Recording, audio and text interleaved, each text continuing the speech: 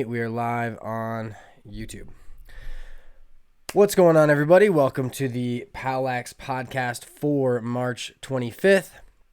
Today, I am going to be, in a sense, freelance, talking about kind of perspectives and how you control the way you look at the world, and therefore, at any given time, you can, I definitely have to help myself see the best in things. But so we're going to be talking through some of those perspectives and just kind of hopefully speak in a way that will help people navigate through the tough time that we're in now. Like, all the stuff that's going on right now is very much so unprecedented. And so that is its own kind of tough situation. But so we're going to start off with the story.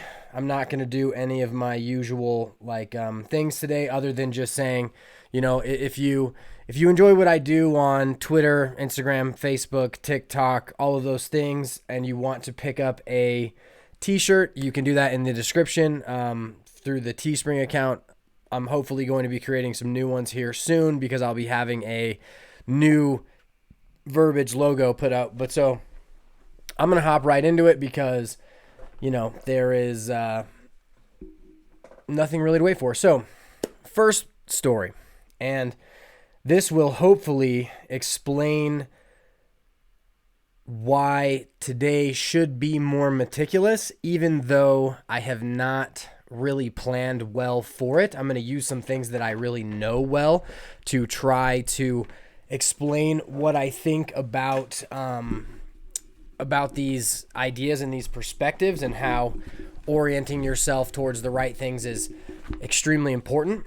And so, one second, I'm putting my little posture machine together real quick. Should have done this earlier. But so, last week, as I want to say it was Thursday night, Wendy and I were hanging out, kind of watching TV, this and that, and I was reminded that I did not get this audio to the podcast. And so, as I am pulling the video from YouTube and down processing it so that I can create the audio for the podcast, I just decided to play the audio. And after a little while, Wendy looks over at me and says, "God, this is terrible." She's very honest in what she's saying because, as I think about it, it really was pretty awful. I'm not very good at articulating the ideas that are in my head, and that's kind of why I'm doing this. So I have a little bit more of hopefully a progression that I'll be able to go through. But what I end up doing is, as I get into the inner workings of any kind of idea, I end up not using the right words to articulate what I mean. I use fillers. I use general terms instead of specific terms. And it's something that I definitely will allow myself to do because it's not like I practice my live streaming. I just do it. There's no, today I took 20 minutes to outline kind of a couple things that I know decently well so that I could articulate them better than I had in the past. But it was just a funny situation where, Wendy looks at me and goes, "This is absolutely terrible." And she's right. When I don't articulate things in the way that I think my mind is, it is terrible. And I think that that's an important thing to have. And to bring it back to the perspective idea is, as she's saying that, I must have the perspective of, she's not trying to attack me. She is more so she's giving me feedback that allows me to see kind of what other people see. And I find that very valuable. Especially in someone who you are going to spend your life with, like I am with Wendy. Because if you think all of the same things as the person that you're with, you're really wasting your time. You might as well just be one individual person, or two individual people who are having their lives separately. So, looks like we got an issue on the YouTube, so hopefully it'll pop back. But so, I think that the idea of having the right perspective is something that is often, it's definitely not taught in schools, but that it can go awry in many situations where it's easy to take the low road out of things, right? It's very easy to let yourself be the victim. It's very easy to act like the world is against you, which, and I mean, in all reality, it really is. It's not like the world's not trying to kill us at all times. And now this is just kind of a very particular event that is really showing us that, hey, the world is not just this safe place, this safe little cocoon that we've created it and made it. It's actually something that, it's actually a place that can be very, very dangerous. And so the way that I'm going to move through this through this podcast and try to keep my thoughts in line is I'm going to use something that I know pretty well. So many of you know that when Wendy and I were trying to procreate, we couldn't. And so we had to do IVF, and, we refinanced our house in order to make it happen. It was the best decision we ever made. And once Wendy got pregnant, and once the research says that you could hear voices in the womb, we started reading to Turner while he was in the womb, and we started reading Harry Potter. And so if you are not a Harry Potter fan, it won't affect really the stories. It will slightly affect, if you know the stories, it's going to hopefully work through the stories, but it's something that I know very well. We've been reading. We're almost finished with the 7th book. Still reading to Turner, but that's been more at bath time now. But I'm going to go through part of the ideas of perspective through stories within the book, because I know the stories within the book. I may add in certain parts that are from my life as well. So before we get into the Harry Potter styles of the story and we get into certain things of that nature, I'm going to talk about kind of what's going on in my life and in things. Like, I was debating not doing a live stream, but then I thought, no, that'd be dumb. But because I didn't really have anything to talk about. And so that's one of the issues that I have with the live stream, is I always have to find, obviously, something to talk about. And I've actually been invited to do a live stream with high school coaches from around the country, and I have no idea what I'm going to talk about, and it's tomorrow night. So we'll see if I can't figure that out. If you have any good, if you have any ideas on what I could talk about, let me know. I think what I'll probably end up talking about is how to make lacrosse fun in these times, even though people can't really play together. They kind of have to do their own individual thing, but it doesn't have to be, I feel like every single coach has a, go do this wall ball plan, go do this dodging plan, go do this plan, go do that plan. And I get it, but I would have never done anyone else's plan when I was playing. I would have just gone out and I would have just played. I think I probably would have, I would have just done my own thing. And that's kind of what I'm doing with the TikTok, all of the wall ball videos. So there's a daily wall ball routine and a daily trick. I'm doing that because I think it's fun. It's something that the players can watch, they can manipulate, and they can do. That will just be some fun thing that they do, not necessarily a coach telling them, hey, if you're going to strive to be that D1 player, you got to do this and this and this. And so I think that hopefully that will help with the perspective. So I might talk about how, it doesn't always have to be this, regimented thing. And the hard part for coaches is that coaches were just gearing up for the season, trying to get everything right. And so that's where every coach's mentality is at. They're thinking through, how do we make our team be the best we can be? And that was kind of just pulled out from under them. And now, they want their players to continue to develop, but, once the season ended, I don't think we're getting a season. I think it's going to go straight into summer, and hopefully we get the summer season in. But at this point, it's almost as if, you had your end of year banquet already, and now it's time to have fun during the summer. That's at least the way I look at it. I like the idea of having fun playing lacrosse and not necessarily, 98. Well, I think the idea is that I think lacrosse is the highest, and it's like 13% of high school players go on to play in college, and it's the highest of anything. I think women's hockey is number 1. I'm not sure what men's hockey is, but lacrosse is second on the participation in college athletics from high school athletes. And so for 88% of people, they're not going to go out and play in college. They just want to have fun while they're in high school. And I feel like a lot is missed for those players because so many coaches, clearly we want players to be the best that they can be, but it's definitely not something where I would mess with the integrity of the game or try and force that on them. So, okay, so now we're back to good again. Something is going on with my internet through YouTube, but so hopefully that audio doesn't get messed up because then there'd be no podcast. So,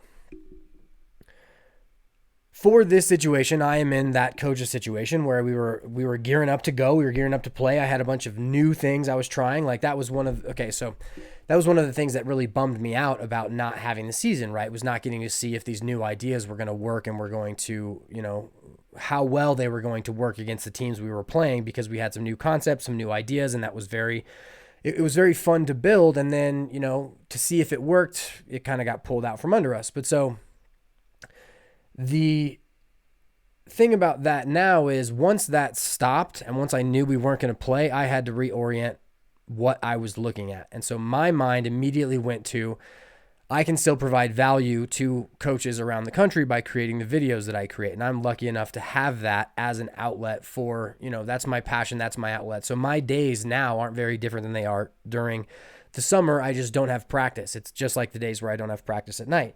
And so that was a very cool thing. So yesterday I released the first video I've released in a while because I was so caught up, obviously, in the season. I didn't have much time to work on it, and now I've had some time to work. But so I released the general drill 1v1s, and, it was a 23-minute video. It probably could have been 5 minutes, but each video has to stand alone in its own. That's the thing about what I do that I think people really like is that each individual video, I don't reference other videos to say, hey, go look at this. This is kind of what we are trying to build from. Each video stands alone and you get all of the concepts within each individual video. So you don't have to go look elsewhere. We're going to take something because Brizz is on. Peter is just saying, so Peter is the coach. Are you still at DC, Peter? I don't know. So he says he's at a complete loss for words for this year's seniors. Heart goes out to all the boy and girls senior laxers. And I'm with that too. It's a very interesting and weird situation, especially for me. It's more so for the college players, Grant Ament and Michael Sowers, who were both possible Tewaaraton winners, and both were already the best player in their, they had already set records as juniors and had an entire year of extending their records, and that got pulled out from under them. Let's see. I do not know. So things seem to be going wrong with the YouTube stream. So hopefully that keeps on going. Paul says to learn to dance. That'll help with your footwork. I'm definitely in agreement there. So I wonder if I should cut the live stream right now and then restart it. Yeah, something keeps on malfunctioning with all of this stuff, so hopefully it won't mess with too much. Okay, so sorry, all of the alerts keep screwing with my head because things just keep malfunctioning, and it gives me an alert, and so I then stop thinking and try and think about what I have to do to fix this. But so hopefully, Paul, is the feed on YouTube decent? Because it looks like it's not going very well, and I might as well stop and then restart if I need to. Our internet has been kind of weird recently, and this just said that someone was trying to use FaceTime on another device, so I don't know what device that would have been. But so now we're back to excellent condition. So hopefully this will just stay where it is. It's probably, it's probably just people getting on the internet since everybody's home. So back to our perspective idea. So I was lucky enough to be able to put my passion into videos like I have in the past. So things didn't change too much for me. It was just more so about making sure and trying to manage the expectations for my household, for my family, for my, my other family. And that was something that was important to make sure that we kind of are on the same page as we move through this, because that's an important thing. But so here are a couple things that kind of have happened in the last couple of days. First, a few years ago, I decided to buy Wendy some silk sheets because it's a present that also benefits me, and silk sheets are very expensive. I believe that just the fitted sheet of these sheets were $400.